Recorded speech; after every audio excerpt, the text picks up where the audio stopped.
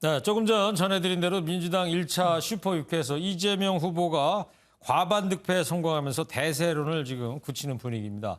고발사주 의혹 방어에 고심하던 국민의힘은 박지원 국정원장의 정치공작 게이트로 공수를 바꿔보려 하고 있습니다. 정치부 우정환 기자와 뉴스 추적하겠습니다. 우정환 기자, 세 번의 슈퍼위크 중 오늘이 이제 첫 번째였는데 벌써 이렇게 되면 이재명 대세론이 굳혀지고 있다고 봐야 됩니까? 어떻게 봐야 돼요?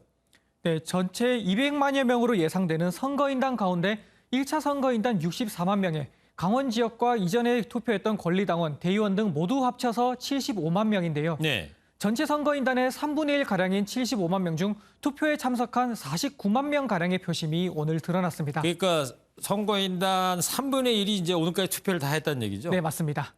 이 49만 명 중 과반이 이재명 후보를 선택한 만큼 이제는 대세가 굳혀지고 있다는 분석이 나옵니다. 앞서는 어떻게 됐었죠?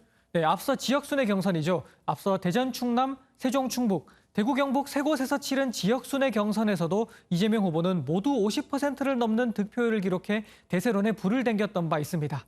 하지만 이 세 지역 선거인단 수를 다 합쳐봐야 9만여 명 정도밖에 되지 않다 보니 전체에서 차지하는 비중도 5%도 되지 않아 크지 않았었거든요. 네. 때문에 이낙연 후보는 오늘 슈퍼위크에 희망을 걸어봤던 건데 오늘 결과는 타격이 클 걸로 보입니다. 네. 자, 그러면 이 남은 경선 일정에서 이낙연 후보에게 역전의 변수는 없습니까?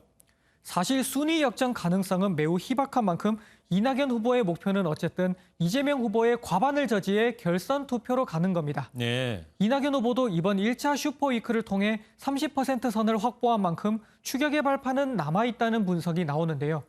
때문에 추석 연휴 이후 찾아올 광주, 전남과 전북까지 두 차례 호남 지역 순회 경선이 승부처가 될 가능성이 큽니다. 이낙연 후보의 고향이자 정치적 근거지인 데다 선거인단 수도 13만 명에 이르는 만큼 여기서 이재명 후보와 격차를 좁혀 반전 분위기를 만들어야 하는데요. 네. 여기서 분위기가 바뀌면 남은 2차, 3차 슈퍼위크에서 승부를 기대해 볼 수 있습니다. 반면 이재명 후보 입장에서는 호남에서 이낙연 후보의 역습을 차단해내는 데 성공하면 남은 일정에서 낙승을 거둘 가능성이 커 보입니다. 네, 그렇군요. 그러니까 이낙연 후보에게는 이제 다음 주말 일주일 뒤가 상당히 중요하다 이렇게 봐야 되겠군요. 네, 맞습니다. 자, 이번에는 이른바 고발사주 의혹 얘기를 좀 해보자고요. 국민의힘은 이것을 박지원 게이트다 이렇게 지금 부르고 있는데 왜 이렇게 부르고 있는 거죠?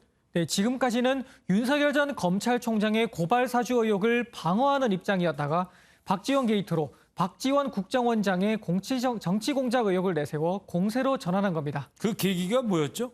빌미가 된 건 바로 제보자 조성은 씨가 박 원장과 만났다는 점과 그 만난 시점, 그리고 두 사람의 과거 인연입니다. 네. 시간 순서를 보면 조 씨가 의혹을 처음 보도한 뉴스버스 기자에게 제보한 건 지난 7월 12일이고 박 원장을 만난 건 지난달 11일, 그리고 첫 보도가 나온 건 지난 2일입니다. 의혹 제보를 박 원장과 상의한 게 아니냐는 게 국민의힘 주장인 거죠. 여기에 박 원장이 과거 국민의당 비상대책위원장 시절 조 씨가 비대위원으로 임명됐고 민주평화당 창당 뒤에는 부대변인으로 활동한 점을 들며 특수관계임을 강조하고 있습니다. 박지원 원장이 내일 목포 와요.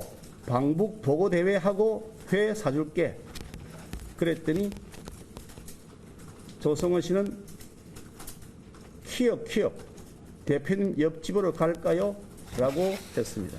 네, 김경원 원내대표 입장은 저건데 이준석 국민의힘 대표는 입장이 뭡니까? 네, 같은 지도부 내에 있는 이준석 대표 같은 경우에는 입장이 조금 결이 달랐습니다. MBN과 인터뷰에서 이 대표는 박 원장이 부적절한 만남을 한 점은 지적하면서도 게이트로 확장하는 데는 조심스러운 태도를 보였습니다. 지금 상황에서 야권의 폭로자로 지목되는 인물을 만났다고 하는 것은 이건 정치적으로 굉장히 오해받을 수밖에 없는 상황입니다.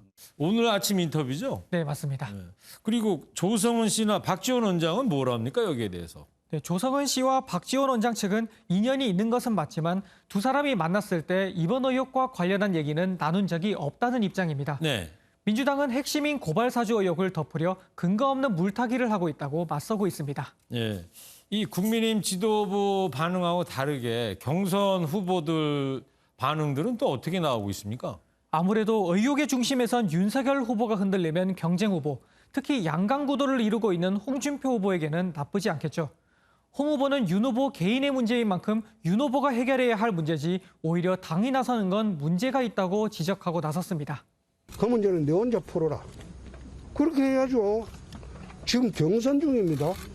경선 중에 왜 당이 나서서 후보 개인의 문제를 당의 문제로 떠안느냐 이겁니다. 네, 근데 홍준표 후보 말고 다른 후보들 반응은 또 어땠습니까? 네, 최재형 후보는 조금 전에 윤 후보를 만나서 공동으로 대응 방안을 논의하며 발을 맞추는 모양새를 보였습니다. 유승민 후보는 공수처의 박 원장 수사를 촉구했고 원희룡 후보는 다른 후보의 위기를 나의 기회로 생각하면 안 된다며 오히려 홍 후보를 비판했습니다. 네, 그랬군요. 자, 뉴스적 잘 들었습니다. 우주환 기자였습니다.